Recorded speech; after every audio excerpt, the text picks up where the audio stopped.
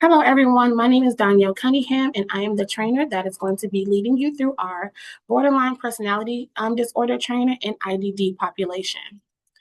And so, first, we're going to go ahead and start with the objectives. And so, the objectives of this training is to define personality disorders and borderline personality disorders, understand borderline personality disorder within the IDD population, learn to implement interventions based on individual needs, and identify effective strategies to support those experiencing emotional dysregulation.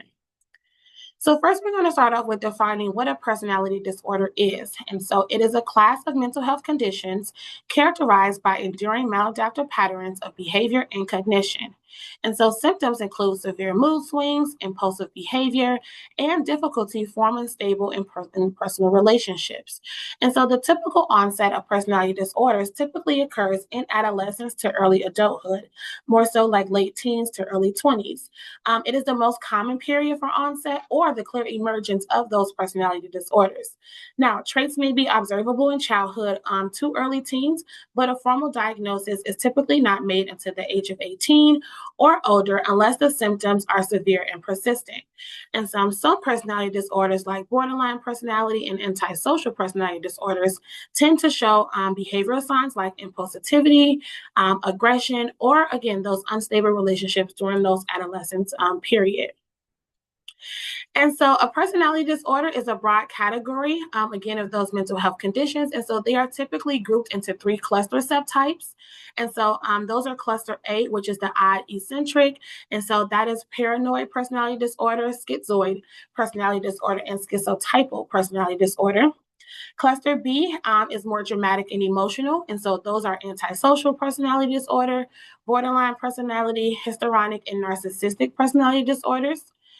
Cluster C is the anxious and fearful. And so those are avoidant personality disorders, dependent, and obsessive compulsive personality disorders. And so in our next couple of slides, we're going to kind of break these down and talk about these a little bit more.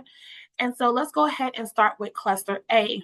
And so these are the odd and eccentric. And so that looks paranoid personality, schizoid personality, and then schizotypal personality.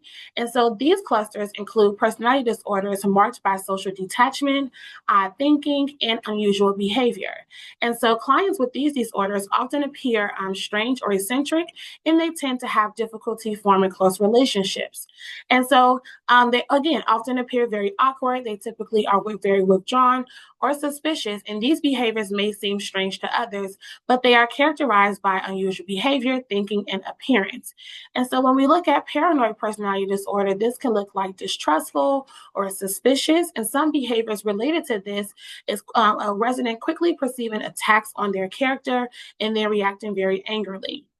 When we look at schizoid personality disorder, this is the emotionally detachment. These residents prefer solitude, and some behaviors related to that is rarely seeking or enjoying these close relationships that they have and appears indifferent to praise or criticism. And then schizotypal personality, this is that eccentric behavior, those odd beliefs, and that magical thinking. And then some behavior related to that is paranoid or suspicious thoughts, social anxiety that typically doesn't improve even with familiarity. So even if I know that person, I'm still going to be paranoid and suspicious of that person. And so, some key considerations when dealing with residents in cluster A is to build trust slowly. So, clients in cluster A, their traits are often suspicious and need consistency, and need to also respect their interactions, respect their need for space, and so don't force any social engagement. Offer opportunities, but allow them to decline if they would like. Avoid challenging delusions directly. Instead of arguing, focus on reassurance and practical support, and then use clear and direct communication. And so avoid abstract language or sarcasm that can be misinterpreted. So now we look into cluster B, and so those are the dramatic and emotional, and so the antisocial personality, borderline personality, histrionic personality disorder, and narcissistic personality disorder. And so cluster B includes personality disorders characterized by intense emotions, impulsive behaviors, unstable relationships, and attention-seeking or manipulative actions. And so these clients often struggle with emotional regulation and may provoke strong reactions from others. So when we look at antisocial personality, can look like disregard for others, deceitful behavior, manipulative, deceitful, and often aggressive, or they have a lack of remorse. And so some behaviors related to this can look like breaking rules or laws repeatedly. When we look at borderline personality disorder, these are the intense emotions, that fear of abandonment, those impulsive behaviors, and mood swings. And so some behaviors related to that can look like idolizing, then devaluing caregivers, self harming, or suicidal gestures. When we look at histrionic personality, this can look like an excessive attention seeking, emotional overreaction, excessive emotionally and strong desire to be the center of attention. And so some behaviors related to that can look like dramatic speech and theatrical gestures, very flirtatious and provocative behavior. And then narcissistic personality, this is the need for that admiration. Some individuals may lack empathy, and just that inflated self-importance. And so some behaviors related to that is that arrogant behavior, exploiting themselves for personal gain, and sensitivity to criticism or perceived slights. Now, some key considerations with individuals in cluster B is the intense fear of abandonment, those unstable relationships, identity disturbance, impulsivity, and the recurrent suicidal behaviors or self harm. Some additional key traits can be emotional instability, so they have those rapid mood swings, chronic feelings of emptiness, they may have some inappropriate anger, disassociation or stress related paranoia, and then they may have this instinctive features. So, emotional instability and fear of abandonment are particularly intense and defining. So some key considerations with dealing with individuals in cluster B is set consistent boundaries. Cluster B individuals may push limits, clearly explain rules and enforce them calmly. Avoid reacting emotionally. Stay grounded during outbursts. Don't take behaviors personally. Practice empathy without enabling. So be supportive without feeding manipulation or attention seeking. And then validate feelings and not behaviors. And so acknowledge emotions, but redirect unhealthy responses. And then the last cluster here is cluster C. So those anxious and fearful. So the avoidant personality disorder, dependent personality disorder, and then also their obsessive compulsive. And so clients with cluster C disorders typically appear insecure, independent, perfectionist, or socially anxious. Now, these traits can lead to difficulties in decision making, social interactions, and managing change. Their behaviors are often driven by the need to control or the fear of rejection.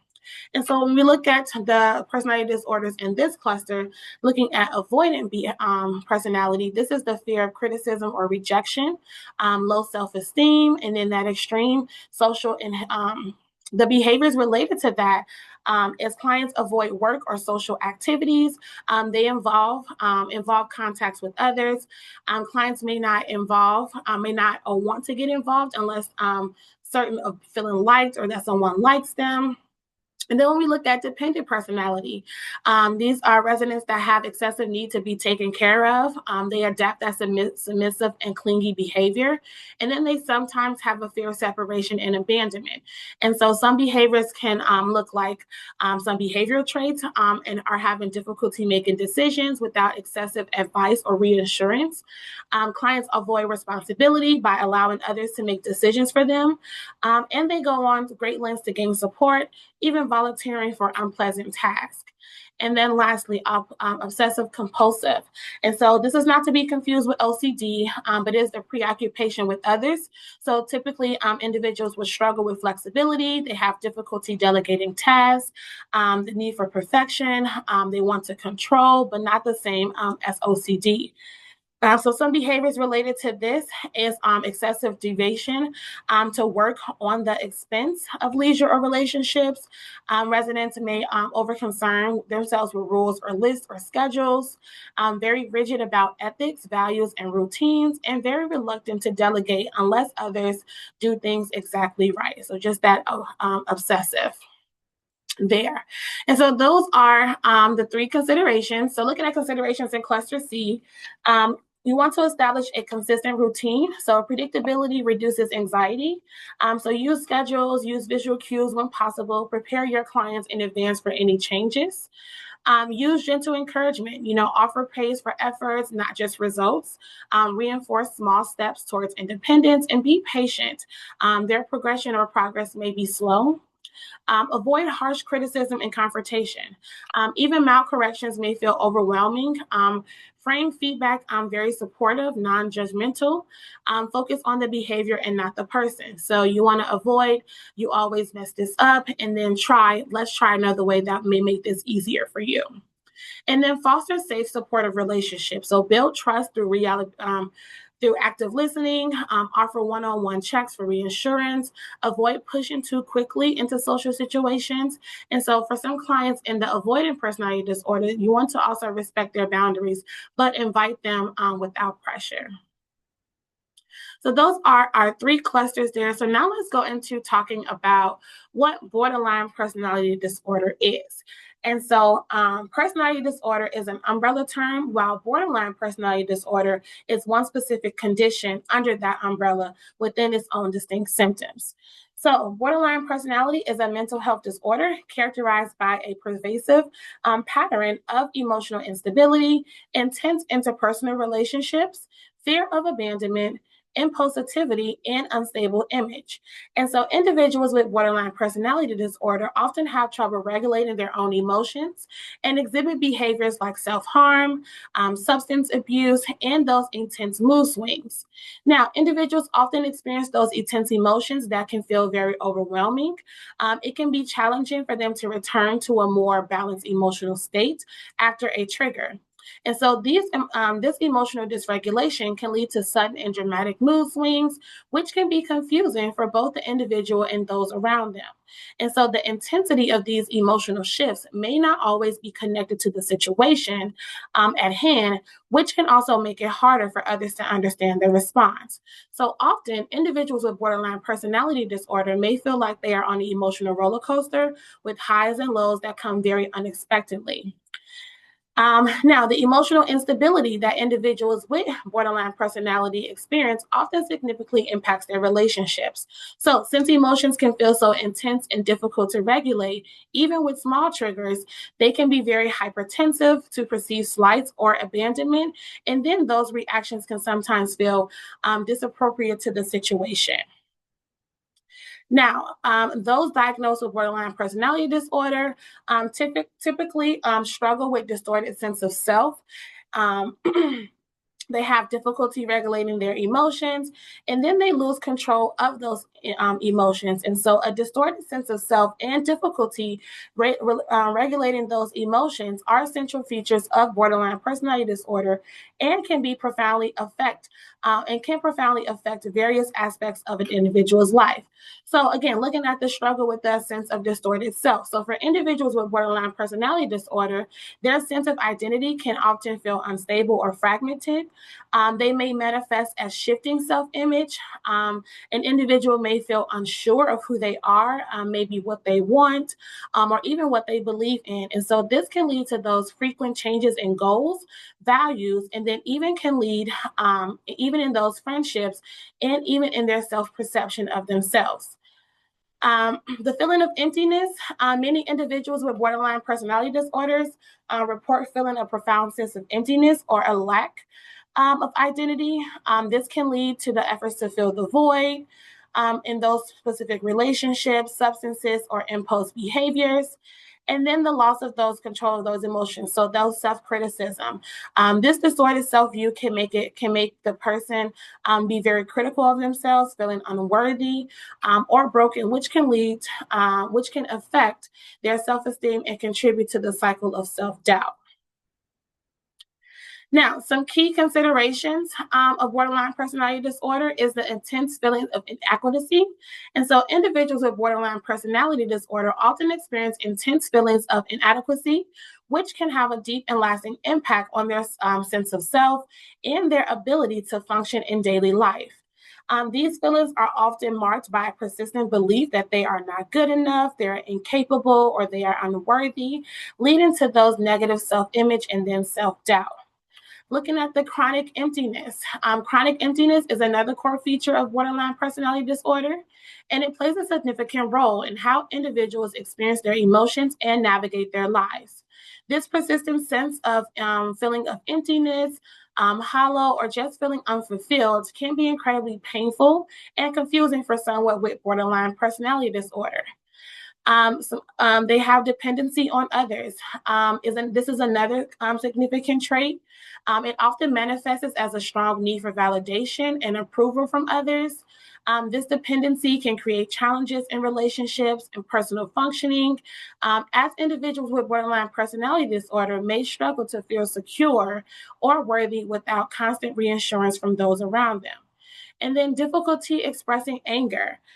Difficulty expressing anger is another key characteristic, and it significantly impacts both the individual borderline personality disorder and their relationships. Many individuals with borderline personality disorder internalize their anger instead of expressing it outwardly in healthy ways, and this can also lead to several negative consequences, including self harm and heightened emotional distress. Some additional characteristics is passive aggressive behavior, which is another common issue seen in individuals with borderline personality disorder. It can complicate relationships and emotional well being. This behavior occurs when someone expresses their anger and frustration in an indirect, non confrontational way due to the difficulty asserting their needs or emotions in a direct manner. Social withdrawal is also another characteristic. Social withdrawal is often driven by feelings of inadequacy, fear of criticism, or a sense of emotional vulnerability. These feelings can make social interactions feel overwhelming or unsafe, leading that individual to avoid social interactions all the way together. And then the fear of abandonment. This is deeply rooted in the emotional experiences of individuals with this condition. This fear can have a profound effect on their relationships, their behavior, and their emotional well being. So, individuals with borderline personality often experience an intense fear of being rejected, left alone, even if there's no clear evidence that this will ever happen to them. This fear often can lead to a wide range of behaviors and emotional reactions. And so we just want to have a trigger warning. The video that's going to be shown on our next slide is going to contain a depiction of someone who experiences borderline personality disorder. This content includes references to self-harm and self-interest actions, which may be upsetting to some individuals. And so the context may be emotionally distressing or activating for some viewers. So just viewer discretion there. And so we're going to watch this video here on borderline personality disorder.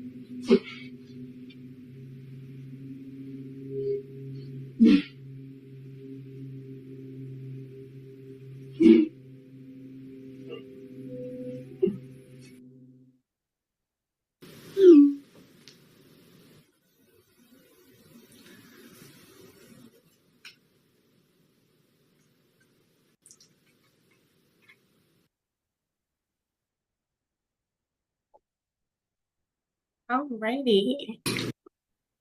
So now we're going to talk about how to identify borderline personality disorder. And so it can be identified by a pattern of unstable relationships, emotions, and self-image, as well as impulsive behaviors and a fear of abandonment.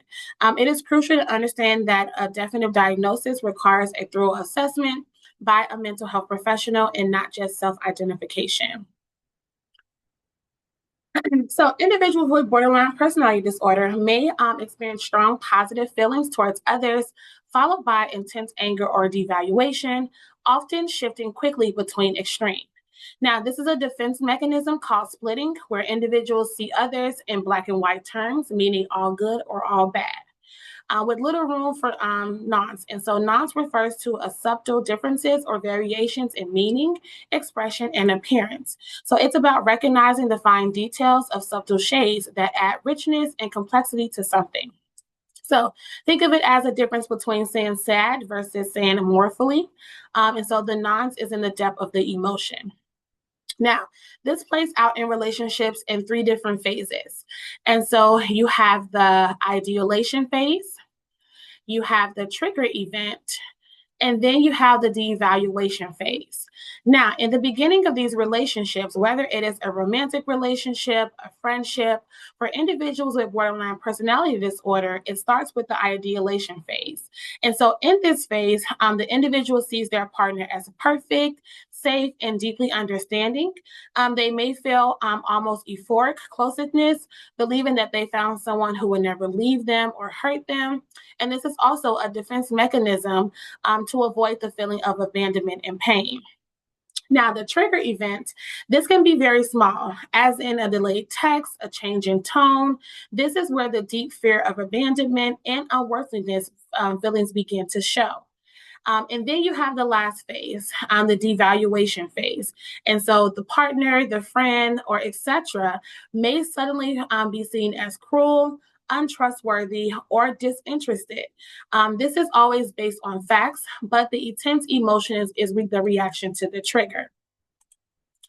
And so when we look at unstable relationships, we first start with the fear of abandonment. Now, it is one of the core symptoms of borderline personality disorder.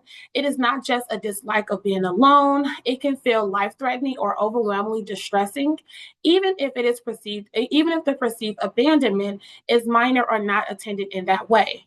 And so when individuals idolize their relationships, it is often a reaction to that fear of abandonment, which can lead to those intense fear of being rejected or abandoned, can lead to that clingy behaviors or attempts to avoid the perceived abandonment. And so individuals may panic when a loved one or a friend doesn't respond to a text right away, or they seem to become distant. They may interpret their friend or partner's need for space, that they need space from them, and take that as rejection. They may also test those people in those relationships. They may cling tightly to people in their relationships so that they won't develop that fear of them leaving them. They may also test those people in those relationships to see if they will stay, which can look like the individual pushing them away just to see if they will stay. Individuals may also become angry or desperate when they feel separated, whether the feeling is real or imagined. And so the fear can cause intense anxiety that may lead to behaviors that drive others away. So reinforcing that the person's fear of being unloved or abandonment. Now, unstable emotions are one of the hallmark features of borderline personality disorder and can be referred to clingy and affective instability. These emotional volatility is intense, fast changing, and often triggered by seemingly minor events. Active instability refers to the tendency to experience rapid and intense mood swings that are difficult to control. It is characterized by frequent shifts between different emotional states, often involving negative emotions like anxiety, depression, or anger. These shifts can be triggered by the events and may occur very spontaneously. And so the key features of unstable relationships the key feature of unstable emotions with individuals who have been diagnosed with borderline personality disorder are the first changes in mood and then developing those mood swings. So emotions can shift quickly from intense to joy to deep sadness to anger or anxiety, often within minutes or within hours. And so these changes are usually reactions to their interpersonal stress, so that feeling ignored, criticized, or misunderstood. It can be rapid shifts in mood within minutes to hours. It can be triggered by minor disappointments that can cause sudden emotional crash outs or that burst of anger. And so many individuals with borderline personality struggle to manage their emotional responses and return to their baseline after being upset. This is where this may lead to those impulsive behaviors like self-harm. Some individuals may engage in substance use, which is the way that they use to cope. And so, despite the emotional highs and lows, there's often a persistent sense of inner void or numbness. This feeling of emptiness may sit underneath all mood states, acting as a baseline, and then often described as a lack of emotional depth and disconnection from oneself or others. Then we look at identity disturbance, which is another core symptom of borderline personality disorder, and is one of the most confusing and painful aspects for many who live with it.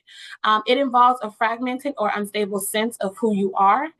It can affect values, goals, individual's self-image, and even how someone feels about themselves from day to day. And so when we discuss shift in self-image, individuals one day may feel confident, capable, and kind, and then the next they may feel worthless, evil, or like a fraud. They may struggle to maintain a consistent and positive self-perception. They may swing between feeling incredibly good about themselves and then intensely negative, even viewing themselves as bad or non-existent. And so this instability can lead to frequent changes in personal values, those goals, and even career paths. They may adopt new beliefs and opinions. They may reflect the influence of their current environment or their relationships.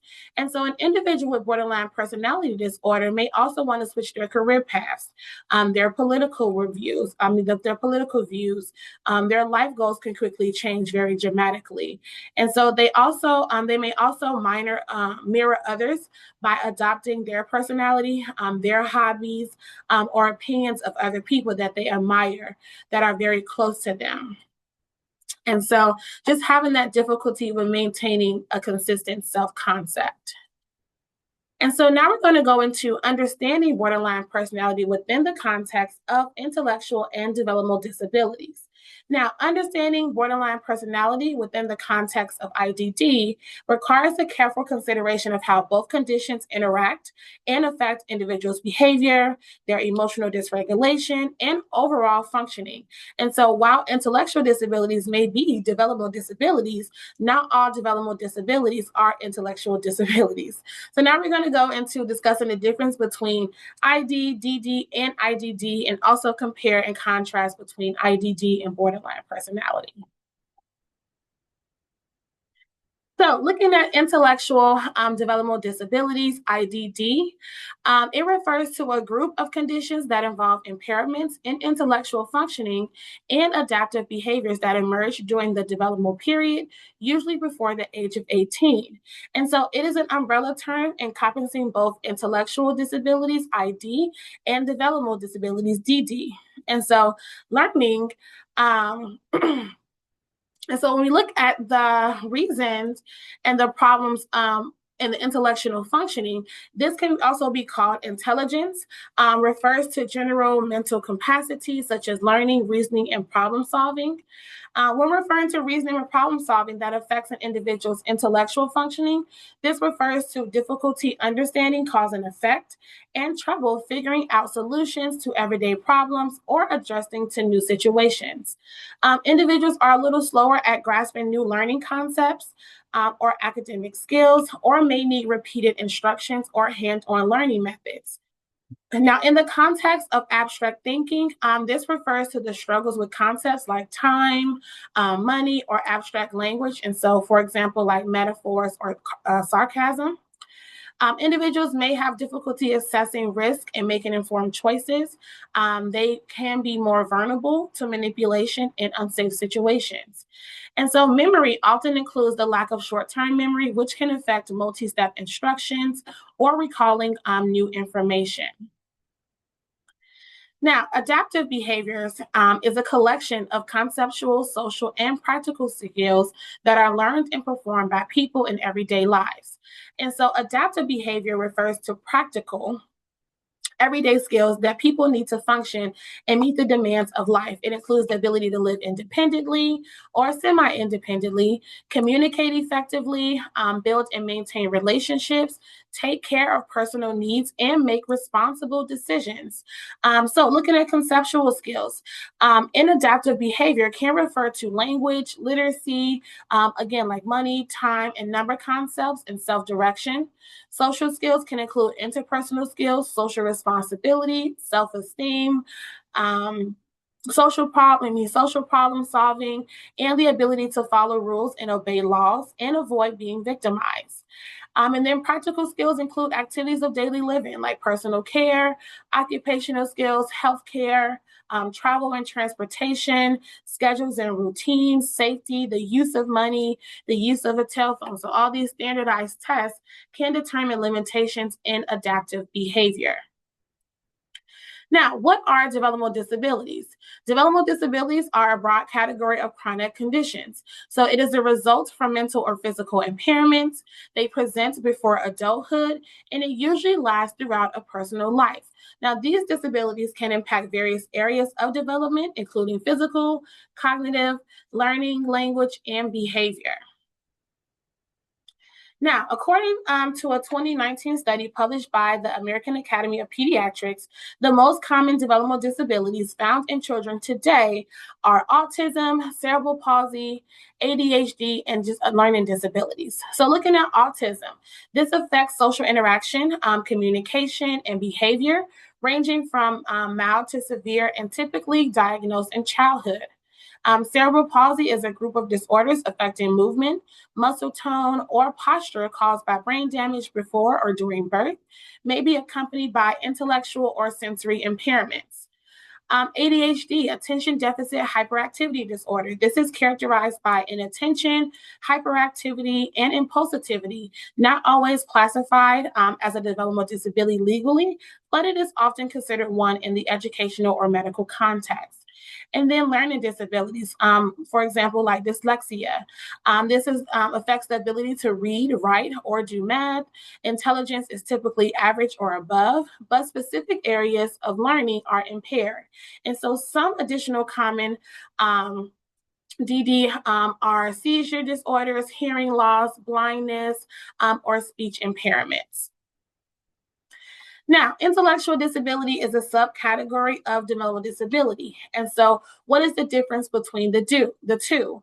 So, IDD primarily focuses on cognitive limitations and adaptive functioning deficits, whereas DD is a broader term, including the conditions affecting physical learning, language, or behavior development, with IDD often being one of the conditions included under the DD umbrella. And so, while developmental disabilities include disabilities both physical and mental, intellectual disabilities only include those that affect mental capacity and difficulty with adaptive behaviors. So, autism or ADHD may be categorized as both a developmental disability and an intellectual disability, but hearing loss, seizure disorder, or blindness would likely not fall under the intellectual disability umbrella. So that's the difference between the two. Now let's talk about the difference in day-to-day life. And so the difference between intellectual and developmental disabilities can also be found in how these conditions affect day-to-day life.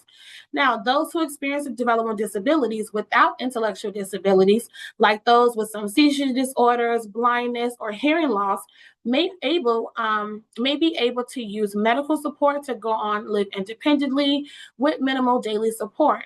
Now, these individuals, however, may find difficulty in obtaining a job or a career they want or obtaining transportation due to their disability. So it involves both low intellectual functioning and significant limitations in adaptive patterns, and it affects reasoning, problem solving, learning, and social understanding. Now, when we talk about intellectual, individuals may require, again, that ongoing support in education, in employment, in finances, and in their daily tasks. Now, looking at developmental disabilities, individuals may have average or above average intelligence. Challenges may lie in access to communication, mobility, or sensory processing, but not in cognition.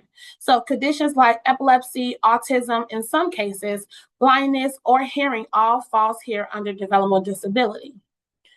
Now, when we talk about the overlap between IDD and borderline, they are fundamentally different. Some individuals may have both or may be misdiagnosed due to overlapping behaviors such as impulsivity, emotional dysregulation, social difficulties, and self harm and aggression.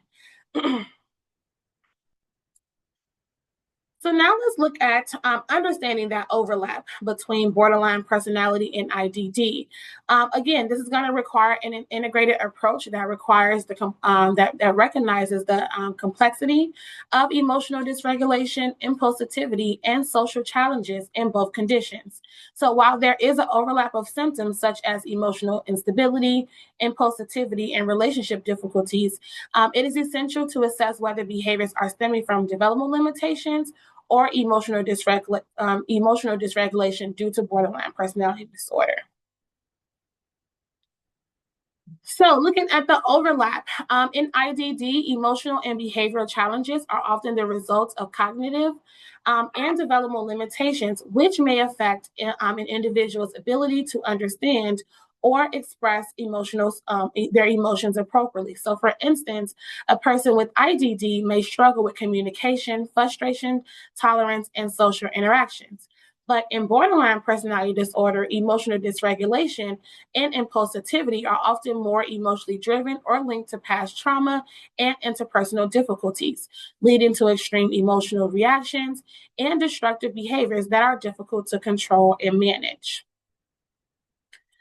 So, what is the difficulty identifying these symptoms? And so, individuals with IDD, the signs of borderline personality disorder may be harder to identify because some of the behaviors associated with borderline personality disorder, like mood swings and impulsivity, may be mistakenly attributed to cognitive limitations or the communication difficulties typical of IDD.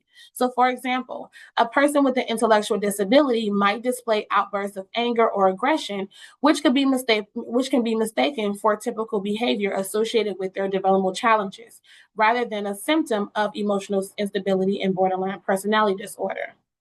So when we look at the emotional dysregulation in IDD, individuals may have difficulty understanding and managing their emotions. They often express frustration or anxiety through aggressive or self-harming behaviors. This overlap with symptoms of borderline personality, where emotional instability and rapid mood swings lead to self-destructive actions or volatile interpersonal interactions. Whereas in borderline personality disorder, emotional dysregulation is more pervasive and may involve a more complex feeling of shame, emptiness, or fear of abandonment, which can be difficult for a person with IDD to communicate or manage effectively. Now, looking at social and interpersonal challenges and the difference between IDD and borderline personality. So, individuals with IDD may already experience significant challenges with social interactions and understanding social cues. And so, this can sometimes exhilarate the interpersonal difficulties seen in borderline personality disorder, where fear of rejection or abandonment might trigger emotional outbursts or impulsive behaviors. Now, individuals with borderline personality disorder may experience intense fear of abandonment or relationships instability, and when coupled with the difficulties that come with IDD, such as trouble forming stable relationships or misinterpreting social signals, the likelihood of emotional distress and confusion increases. Now, looking at impulsivity and risk behaviors. And so, impulsive behaviors like substance abuse, reckless driving, or unsafe sexual practices are common in individuals with borderline personality disorder. Impulsivity can also manifest, but might be due to a lack of impulse control or inability to foresee consequences. And so, that impulsivity can contribute to behaviors that may seem like those in borderline personality disorder, but again, the underlying reasons may differ based on individuals' cognitive abilities. And so, individuals with IDD often have fewer choices, freedom, or opportunities to engage in impulsive or risky behaviors. Not necessarily because they lack the desire or capacity, but because the structured environments, external oversight, and protective restrictions that are often placed around them.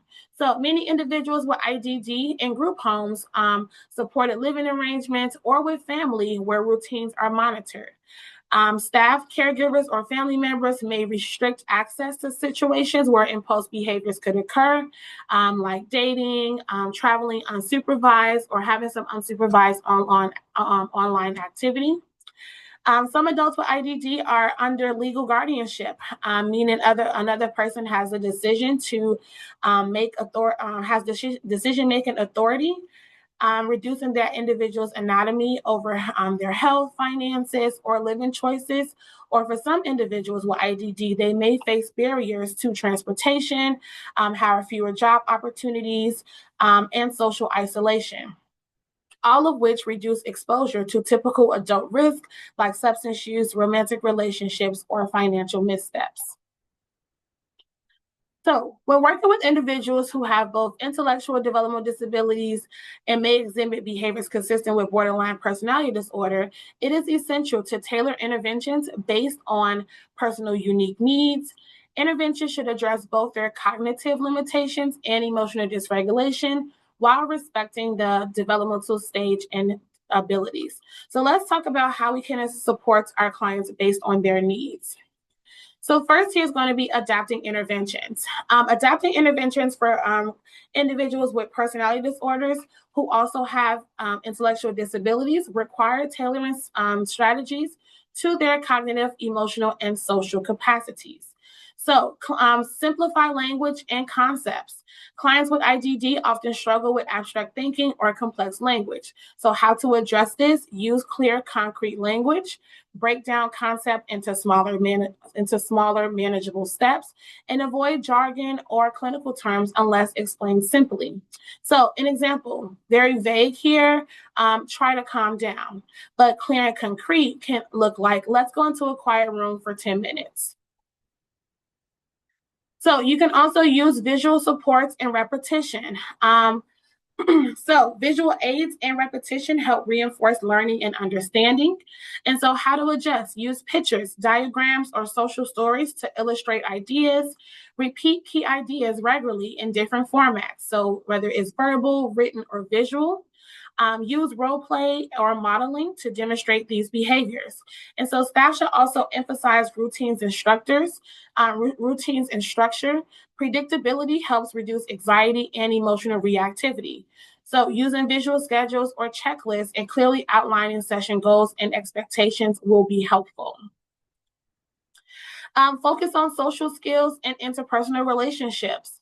So role playing involves taking on the role of another person, such as the client, the friend, or a staff member, to act out realistic situations for the purpose of learning, practicing, or evaluating communication, decision-making, or problem-solving skills. So using role-playing exercises to practice social interactions can help individuals with IDD better understand social cues, recognize emotional expressions, and practice appropriate responses in various scenarios. So reinforce positive interactions. Now, social stories can be helpful, can be a helpful tool to teach appropriate social behaviors and reactions in different social settings. This is especially useful in teaching how to manage conflict, understand boundaries, or express needs that fosters healthy relationships or positive social behavior. Positive reinforcement encourages them to encourage these behaviors in the future. And so we will provide you with a full social story here to help your clients if this is something you would like to do. Now, let's talk about effective strategies to manage that emotional dysregulation. Now, some individuals have a hard time regulating their emotional responses or reactions, which is crucial for individuals with borderline personality disorder, as well as for anyone experiencing intense emotional shifts or struggling. To manage overwhelming feelings. Working with individuals diagnosed with borderline personality disorder requires non-empathetic and structured approach. Borderline personality disorder is characterized by emotional dysregulation, unstable interpersonal relationships, a fragile sense of self, and impulsivity.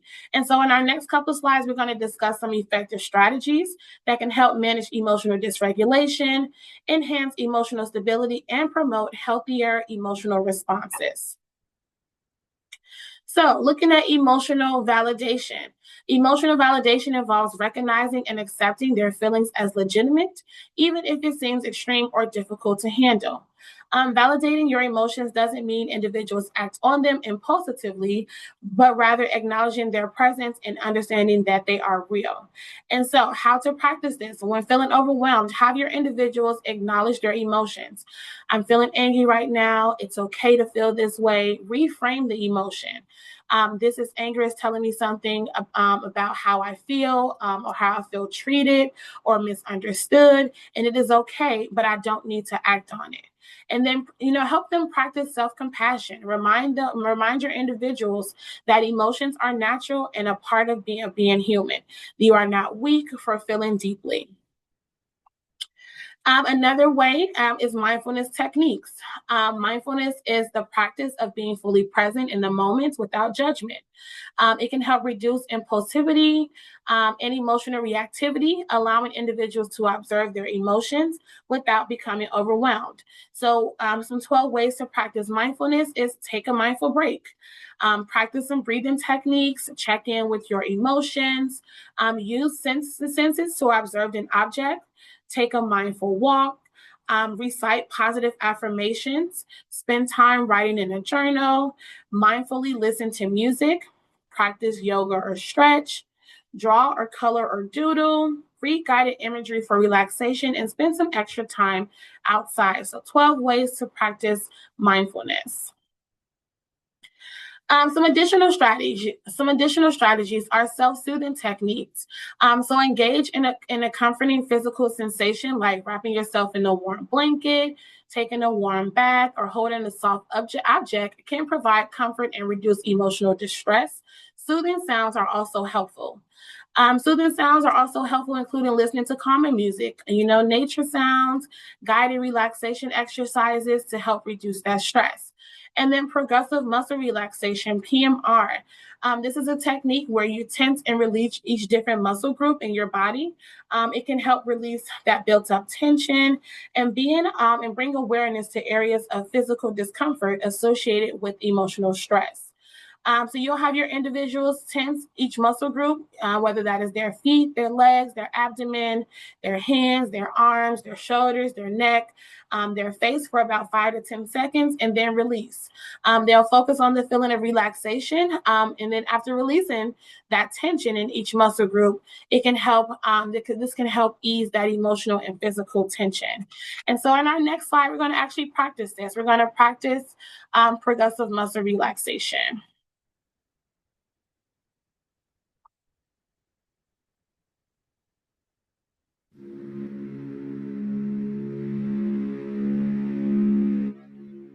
Progressive muscle relaxation is an exercise that reduces stress and anxiety in your body by having you slowly tense and then relax each muscle. This exercise can provide an immediate feeling of relaxation, but it's best to practice frequently. With experience, you will become more aware of when you are experiencing tension, and you will have the skills to help you relax. During this exercise, each muscle should be tensed, but not to the point of strain.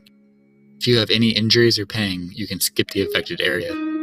Pay special attention to the feeling of releasing tension in each muscle and the resulting feeling of relaxation. Let's begin. Sit back or lie down in a comfortable position. Shut your eyes if you're comfortable doing so. Begin by taking a deep breath and noticing the feeling of air filling your lungs. Hold your breath for a few seconds. Release the breath slowly and let the tension leave your body.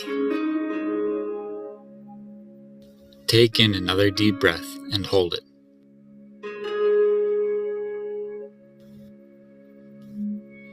Again, slowly release the air. Even slower now, take another breath. Fill your lungs and hold the air.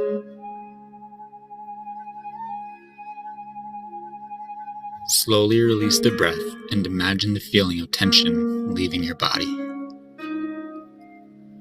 Continue breathing slowly throughout this exercise. Try to focus on the feeling of air filling and leaving your lungs. It will be normal for your mind to wander. When it does, do your best to bring it back to the moment. Now, move your attention to your feet.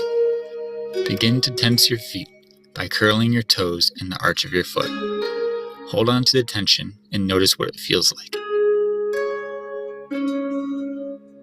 Release the tension in your foot. Notice the new feeling of relaxation. Next, begin to focus on your lower leg. Tense the muscles in your calves. Hold them tightly and pay attention to the feeling of tension.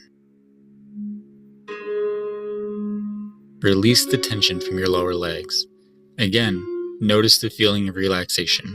Remember to continue taking deep breaths. Next, tense the muscles of your upper leg and pelvis. You can do this by tightly squeezing your thighs together. Make sure you feel tenseness without going to the point of strain. And release. Feel the tension leave your muscles. Begin to tense your stomach and chest. You can do this by sucking your stomach in. Squeeze harder and hold the tension.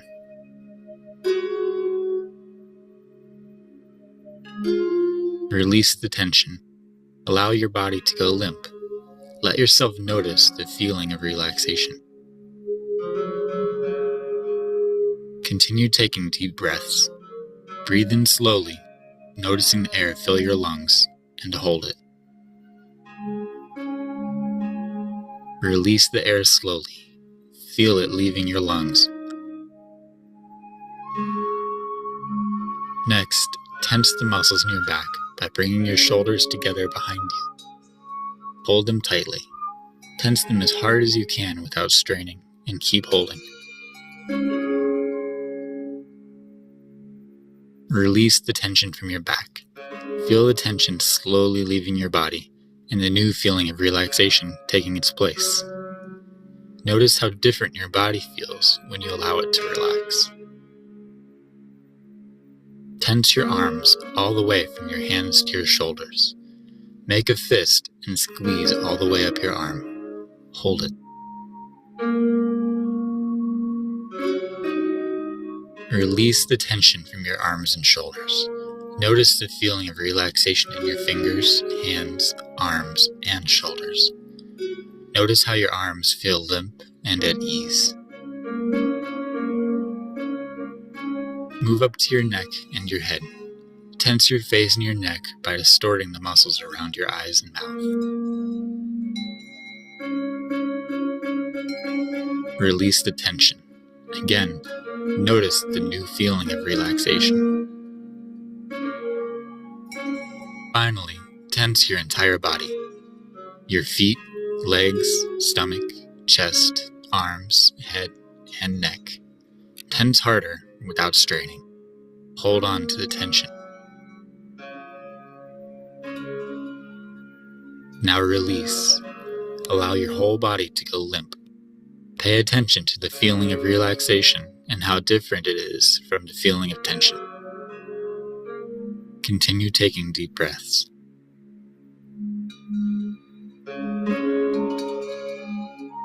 Begin to wake your body up by slowly moving your muscles. Adjust your arms and legs. stretch your muscles, and open your eyes when you're ready. You've completed the progressive muscle relaxation exercise. Repeat this exercise daily to experience the ongoing benefits of relaxation.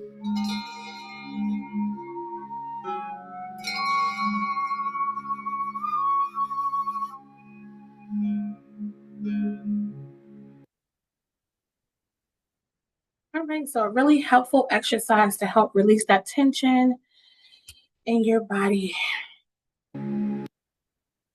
All right, so let's talk about some additional strategies here. So implementing a pause technique. So when feeling emotionally overwhelmed, it can be hard to act with control.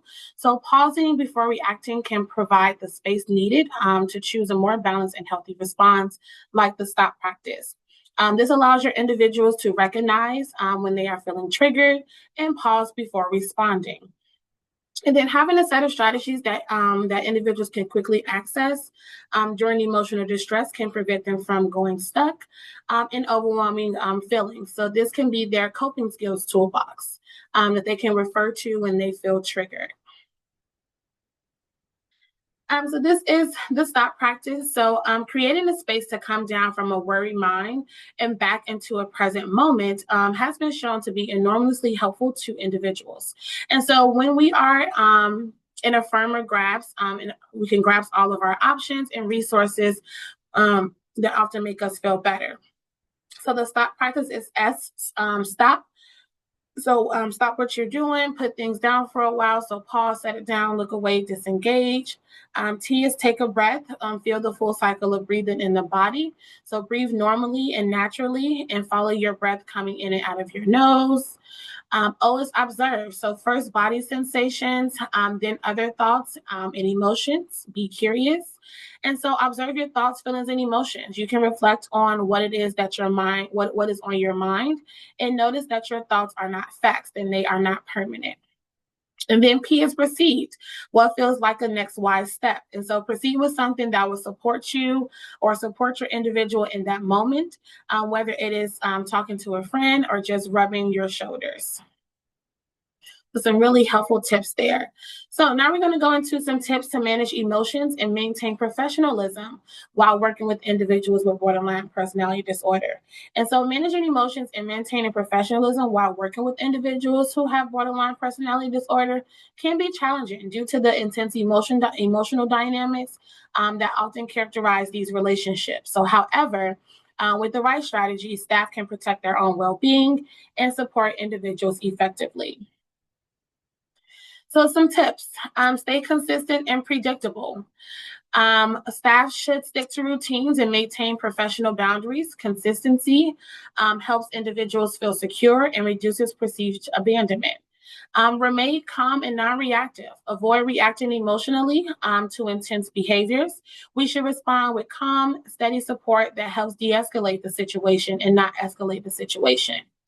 Validate feelings, not behaviors. So validation helps individuals feel seen and heard without reinforcing negative behaviors. So for example, I can see this is really upsetting you instead of you're overreacting. And then have clear, respectful communication. Be direct but kind.